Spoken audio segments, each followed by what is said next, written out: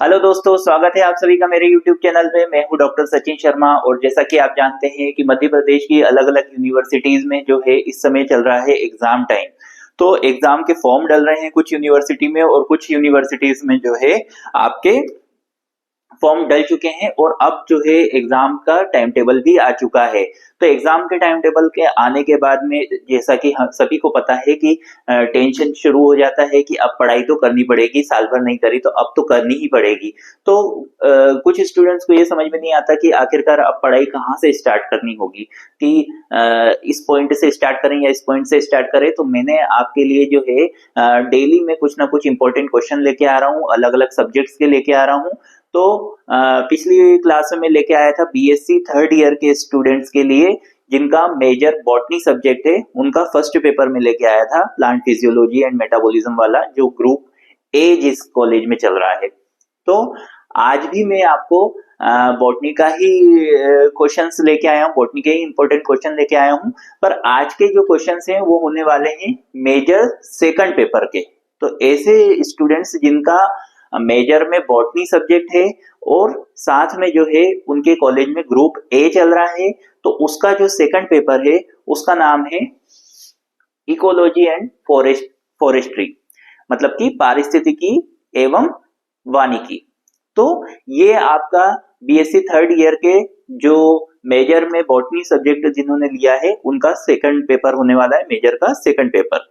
तो मैं आप लोगों को बता देता हूं कि इसमें आपको जो टोटल बाकी सब्जेक्ट की तरह ही जो है इसमें आपकी टोटल कितनी यूनिट रहेगी, 5 यूनिट रहेगी। और पांचों यूनिट्स में से आपके लिए मैंने इंपॉर्टेंट क्वेश्चन निकाले हैं और इसी तरीके से मैं हर सब्जेक्ट के आपके लिए इंपॉर्टेंट क्वेश्चन निकालूंगा, वोकेशनल के भी डिटेल लेक्चर बनाऊंगा। तो ये सब चीजें मैं करने वाला हूं, पर ये तभी होगा जब आपका प्रॉपर रिस्पॉन्स मुझे मिलेगा और कमेंट बॉक्स में आप मुझे बताएंगे कि आपको किस चीज के इंपॉर्टेंट क्वेश्चन चाहिए। तो आइए शुरुआत करते हैं हम लोग।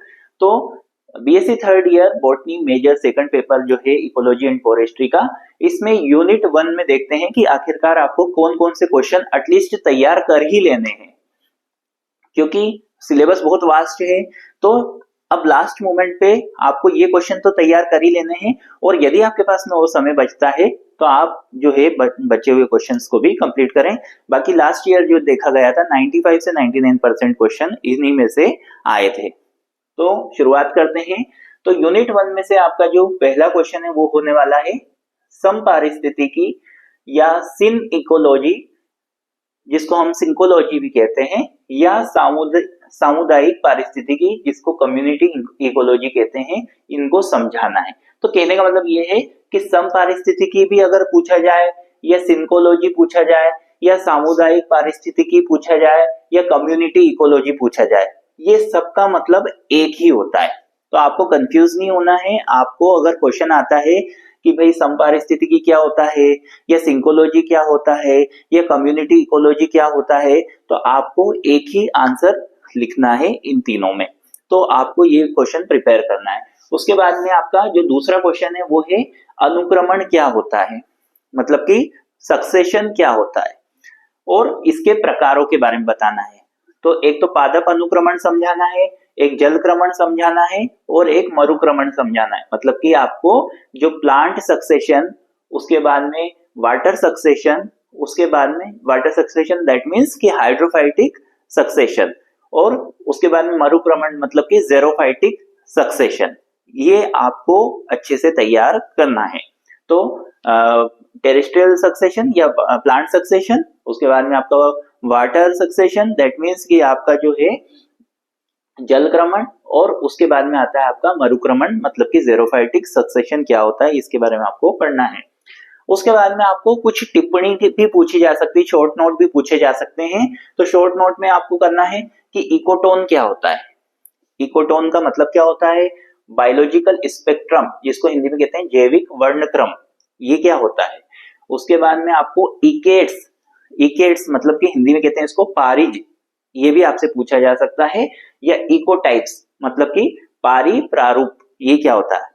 तो आपको ये शॉर्ट नोट भी याद करना है अच्छी तरीके से कि भाई छोटे 2 या 3 नंबर में भी पूछा जा सकता है कि भाई इकोटोन क्या होता है, बायोलॉजिकल स्पेक्ट्रम क्या होता है, इकेट्स क्या होता है, इकोटाइप्स क्या होता है, ये सब आपसे पूछे जा सकते हैं। फिर यूनिट 2 की अगर बात की जाए तो इसमें आपको पूछा जा सकता है कि मृदा क्या होती है, सोइल क्या होता है। तो सोइल का पूरा आप अच्छे से प्रिपेयर कर लेंगे। अक्सर क्या होता है कि हम लोग जो है शॉर्ट क्वेश्चंस के ऊपर जाते हैं, पर हमें शॉर्ट क्वेश्चन नहीं पढ़ना चाहिए। हमको कोशिश करना चाहिए कि हम लॉन्ग क्वेश्चंस को पढ़ें।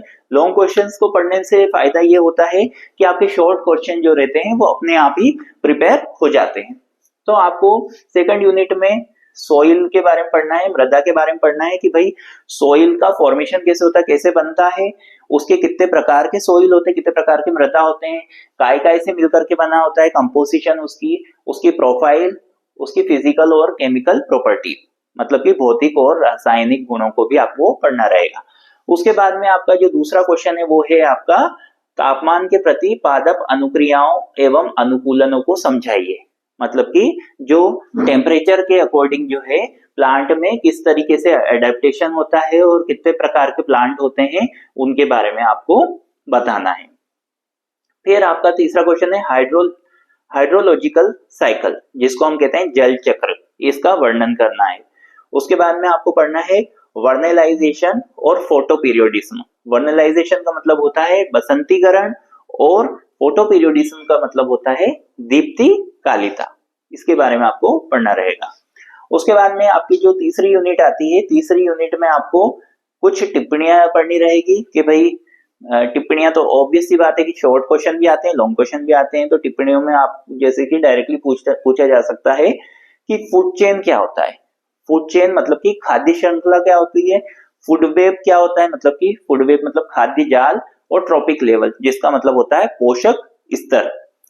फिर आपका दूसरा क्वेश्चन पूछा जा सकता है कि पारिस्थितिक पिरामिड एवं उसके प्रकारों का सचित्र वर्णन करना है। तो इकोलॉजिकल पिरामिड क्या होते हैं, पारिस्थितिक पिरामिड क्या होते हैं और कितने प्रकार के होते हैं, और उनके अलग अलग डायग्राम्स को तो आप याद कर ही लें।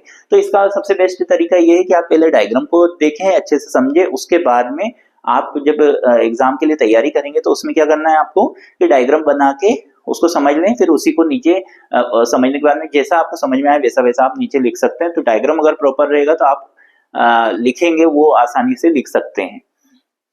उसके बाद में आपसे तीसरा क्वेश्चन पूछा जा सकता है तीसरी यूनिट में कि जैव भू रासायनिक चक्र, मतलब कि बायो जियोकेमिकल साइकिल को बताना है कि ये क्या होती है जैव भू रासायनिक चक्र, और ये कितने प्रकार के होते हैं। जैसे कि आपका कार्बन चक्र, आपका नाइट्रोजन चक्र, आपका सल्फर चक्र, ये चक्र आपको इनके डायग्राम बना बना के देखना है। तो मैं आपको सबसे बेस्ट तरीका बताता हूँ पढ़ाई का कि आप अगर डायग्राम बना के पढ़ेंगे तो आपको बहुत जल्दी से ये चीजें याद हो जाएगी और समझ में भी आएगा।